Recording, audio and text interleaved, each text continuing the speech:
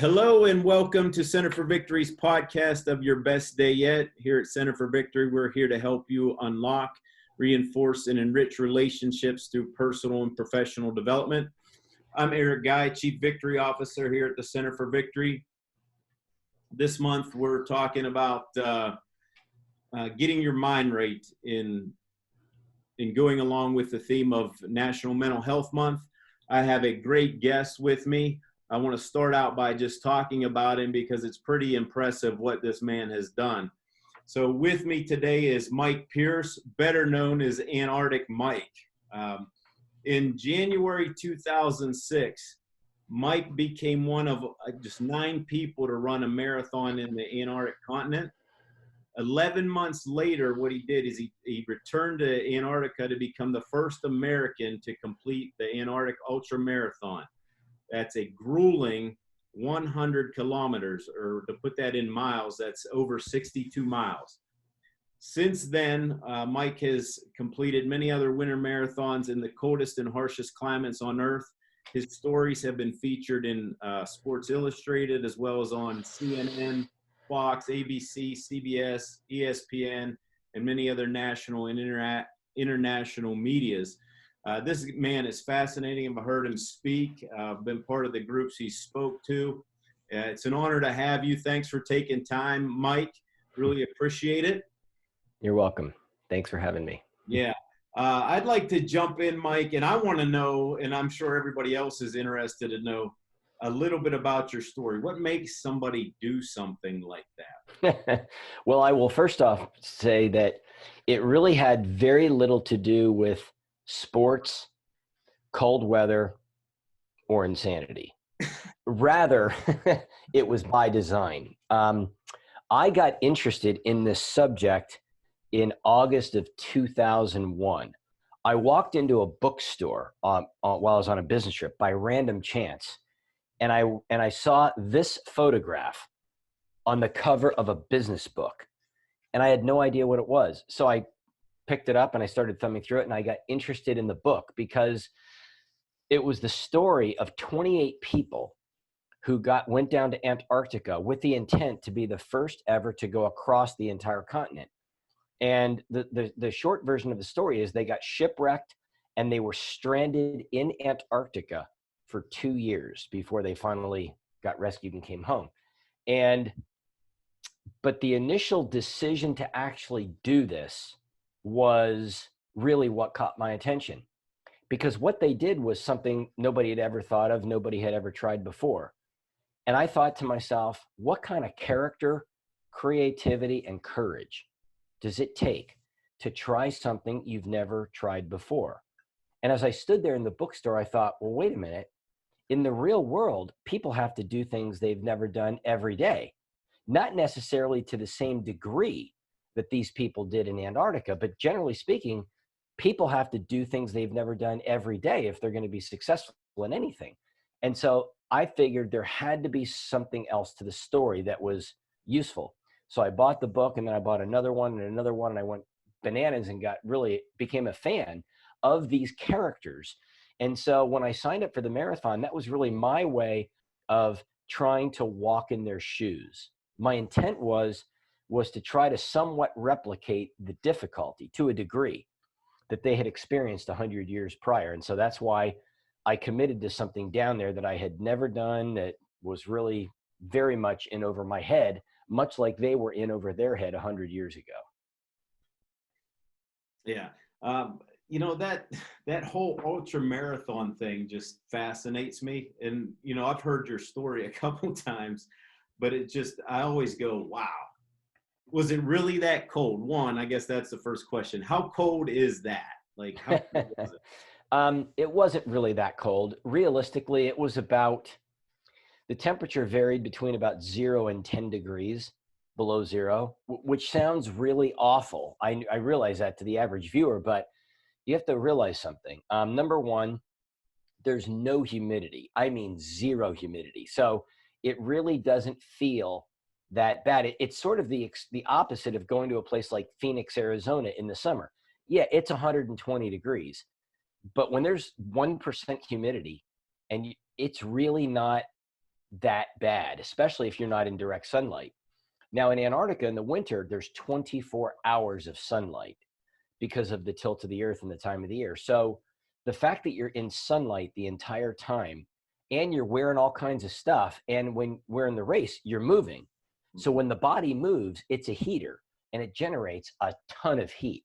I actually, I actually overheated. I was very hot during this because my body just kept producing it. Now, granted, when you stop, everything freezes, okay? But when you keep moving, everything isn't really, so the temperature really wasn't a factor.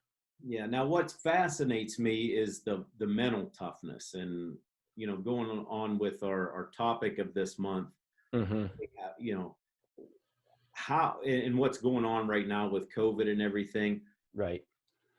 That has to mess with you doing that in that kind of extreme weather. Even just going 62 miles, regardless of the weather, is a lot. Right. How do you stay strong through that adversity in your mind?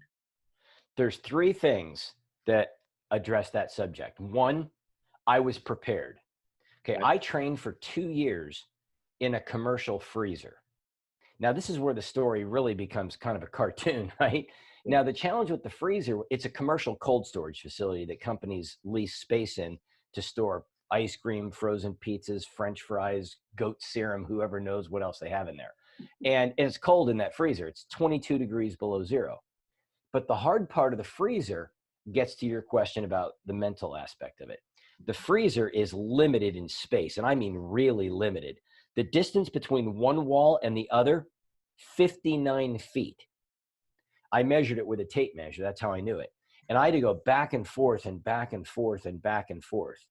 Now, this is where the mental aspect really could make you or break you. Okay. I mean, at first, when I started doing this, I thought to myself, you got to be out of your mind, right? But then I remembered something my old hockey coach taught me as a kid. I grew up in Allentown, Pennsylvania. It was a Thursday night in 1976.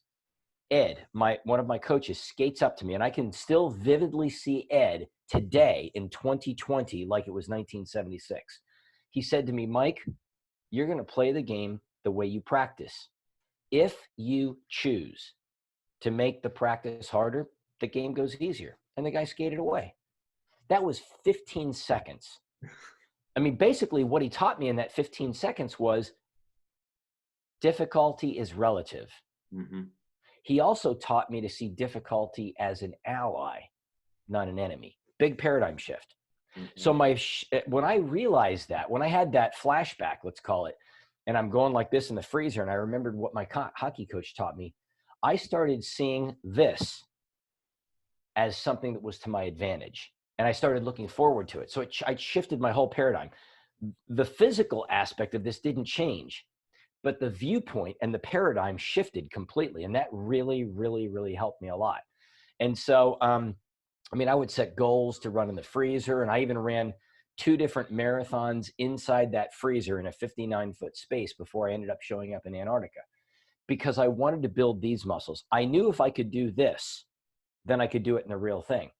And I know it worked, because when I finished the marathon in Antarctica, it took me about a little over 7 hours to do so. And the 100K took about 17 hours. But when I was finished, my instinctive thought was, is that all there is? In other words, 7 hours seemed more like 7 minutes. Okay, that's the first thing I did. The second thing involves this guy. Okay, and you may not know this aspect of the story. This is Pace the penguin. I carried this animal with me. He went inside my jacket pocket. And the reason I carried him was it reminded me of another marathon I had done prior on a place called Catalina Island, which is off the coast of Los Angeles, near where I live. And Catalina is a very hilly place. And this particular marathon had 1,000 runners. Okay, so when I'm at the finish, and so you're doing a lot of this. And so at the finish line, I met somebody, and the guy finished 10th out of 1,000 people, right? Pretty good result. Yeah. And I said to him, what was your secret? And here's what he told me. Every time the hill went up, I walked. I saved my energy for the flat and the downhill. He said, listen, I could have run up those hills really fast. I train on hills. Yeah. He said, however, I wanted to stay consistent, because if I push myself to go up the hill, now all of a sudden my body's working like this and it's working like this and working like, he said, I didn't want to do this. And he literally did this with his finger. Uh-huh. He said, in the first mile or two, you should have seen all the people running past me. He said they were laughing, they were stopping to see if I was okay. He said, you should have seen those same people in mile 17, 18, and 19. He said, many of them in the gutter, could not stand, couldn't walk, couldn't finish. And I thought to myself,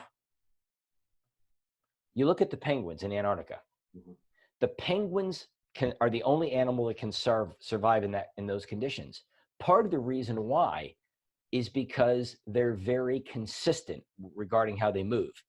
They don't move very fast, okay, but they're consistent.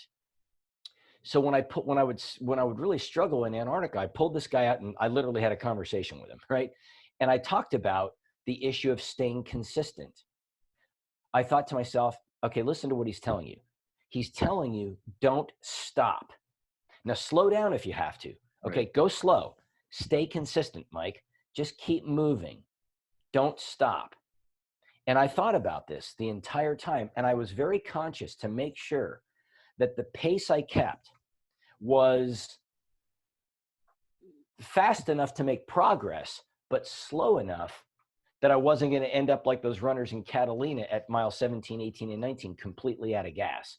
So I thought about this guy a lot, and I literally carried this animal that I'm holding in front of you. I carried him with me.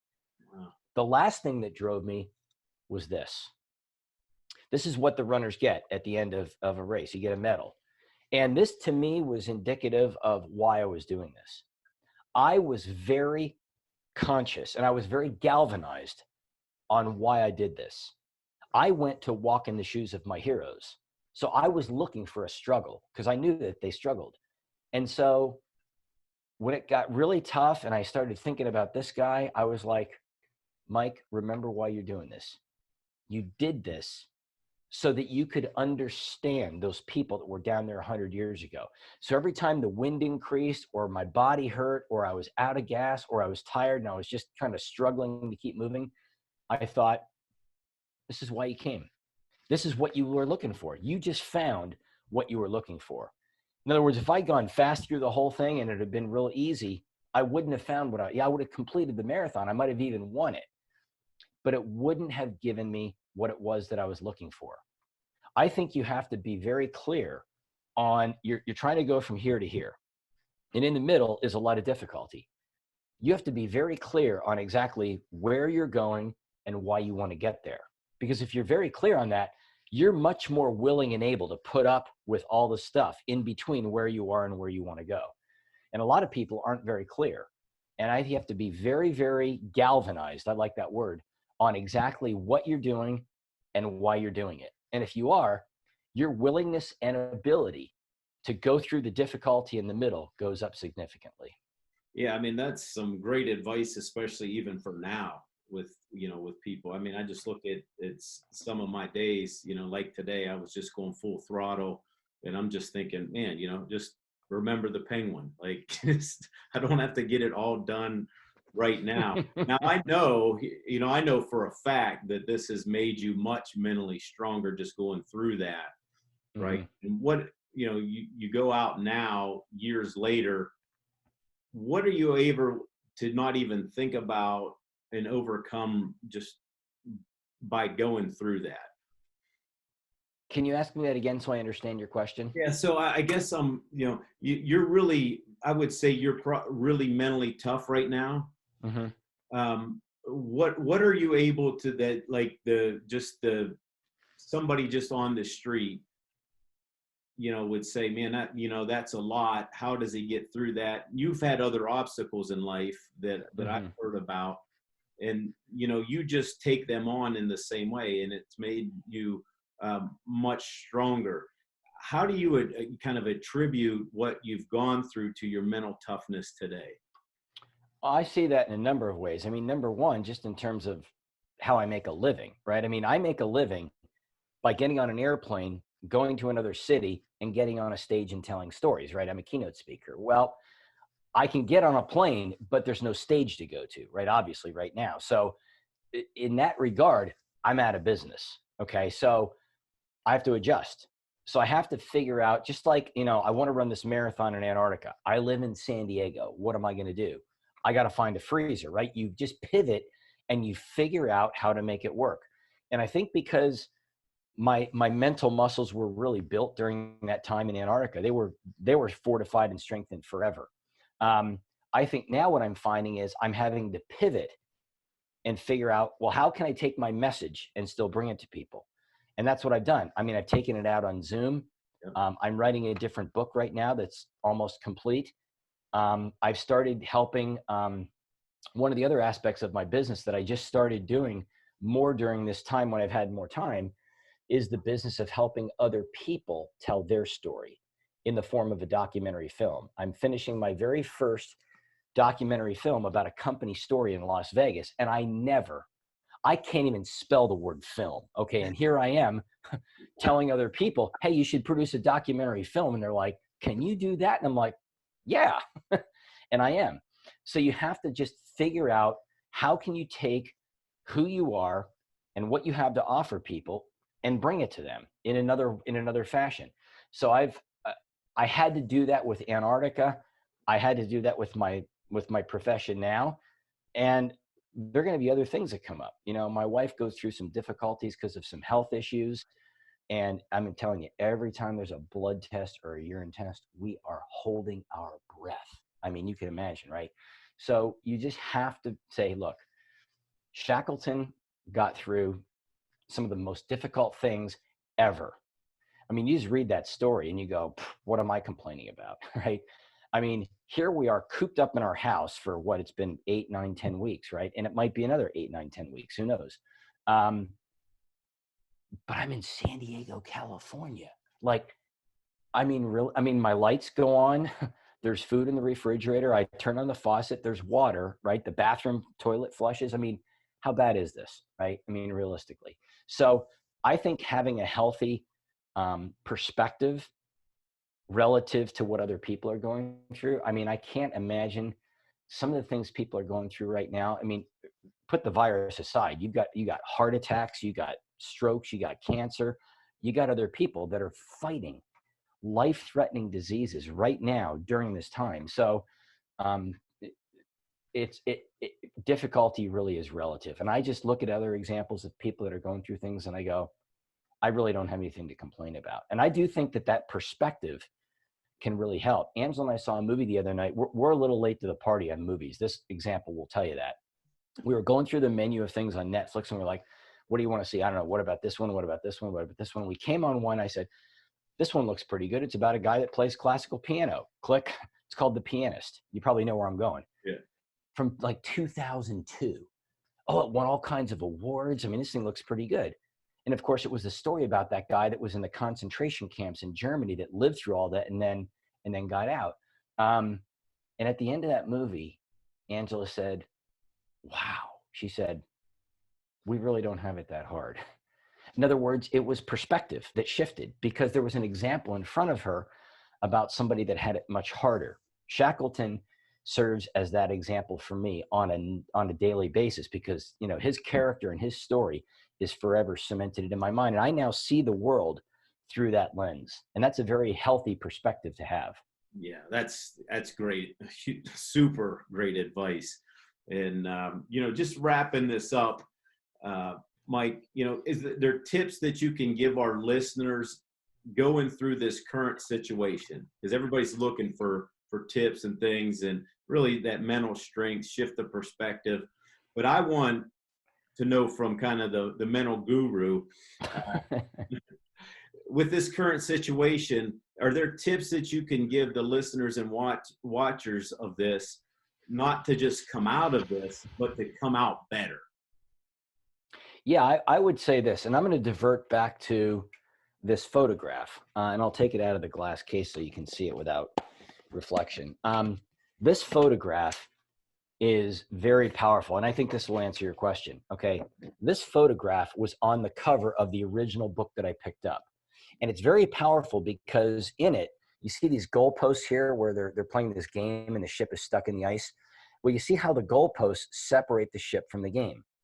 Well, the ship is an example of something they had zero control over. I mean, that ship was cemented in that ice. They tried to saw it. They tried to push it. They tried to pull it. It wasn't moving.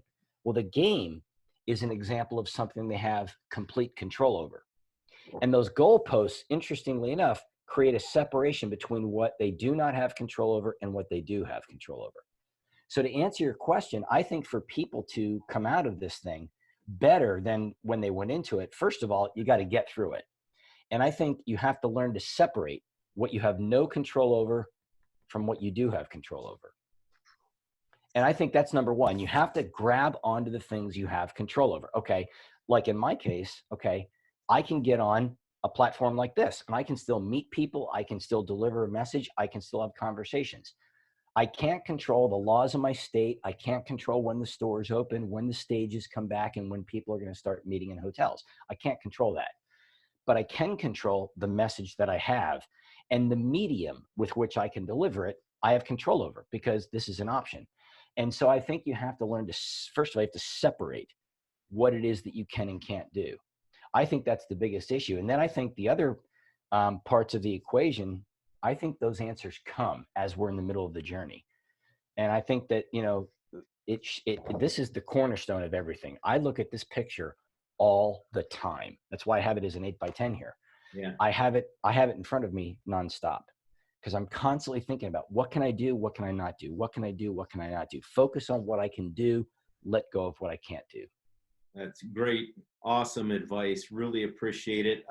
Just before we end, you've got a few books out there. Can you just real quick synopsis of what they are and little background to that, and then how people get a hold of you if they want to get a hold of you? You can just go to antarcticmike.com. I mean, that's my website. You can look me up I live on social media. I live on Facebook, LinkedIn, Twitter. Just look up Antarctic Mike. Spell it correctly. There's 2 C's in the word. Okay. You'll find me. My phone number is written on everything. Call me, email me, send a message. I'll be glad to talk to you. I'll be glad to Zoom with you. I've written a few books on the subject. You can find them all over the place. I wrote my first book was really for the leaders. Yeah. And I wrote it so that people could understand how the stories in Antarctica help people in corporations find, engage, and keep better people. I mean, the task of leading those people in Antarctica was very parallel to the task that leaders have today with leading teams of people through difficulties. And I'm not just talking about during the viral days. I mean, there's difficulties every day. And quite frankly, most leaders don't do a very good job. There's a lot of room for improvement. I'm not saying these are bad leaders or bad people, but I'm saying most people, there's a lot of room for improvement. I wrote another book specifically for salespeople called Selling at 90 Below Zero. It's the story. It's 2 other Antarctic stories that are comparisons of one did it correctly, one did it incorrectly, and what were the differences, and how do those differences speak to salespeople, because sales is a whole different art in of itself. And again, most salespeople leave a lot of room for improvement, and there are things you can do differently, and you can learn from these particular stories of how to do things better, how to not do things, how to do things correctly versus incorrectly, how to get better results. Both great presentations. What about the Penguin Principle? Oh, that's an interesting book. I wrote that one day out of frustration. I'll tell you the funny story. I was getting bombarded with all these emails from salespeople saying, you should buy our stuff, and we have the greatest phone system in the world, and it's going to change all the lives of your employees. And I'm thinking, I don't have any employees. I'm like, why are these salespeople just spewing all this garbage out there, hoping somebody will buy something from them? And I thought to myself, why can't these salespeople, why can't they be focused on their prospective customers like the penguins see the world? In other words, you look at the movie The March of the Penguins, part of the reason why those animals can survive is not only because of their consistency of pace, but also their focus. Their focus is not on themselves. It's on their mate and their chick. I mean, this is really very clear when you see this movie. And I thought to myself, why can't these people be more like the penguins who focus on other people, not themselves? If the focus was off themselves, they would change their whole tune, right? They would change their whole game. And that's when I said, they ought to just operate more like the penguins. And I said, they ought to live by the penguin principles. Somehow that just came to me. And I said, I'm going to write a story on this because I was so frustrated. And that was the whole genesis of that story. Yeah, good stuff. So if you're looking for that, I mean, you can go to his site. There's a great site. You can get the books there too, on Amazon as well. Really appreciate all the wisdom. Again, I've heard you before, Mike, but I'm always taking notes. So always little nuggets. Thank you for the nuggets. You're welcome. Really appreciate it. That's all for today, folks. Really appreciate you tuning in, watching, and listening. Make sure you leave the video a like and leave a comment down in the comment section below. We'd also appreciate it if you hit the subscribe button as well as the bell icon. That way you can get notified when we post next. If you'd like more information, you can go to our website at centerforvictory.com. And just remember, wherever you're at, whatever you're doing, make this your best day yet. See you next time.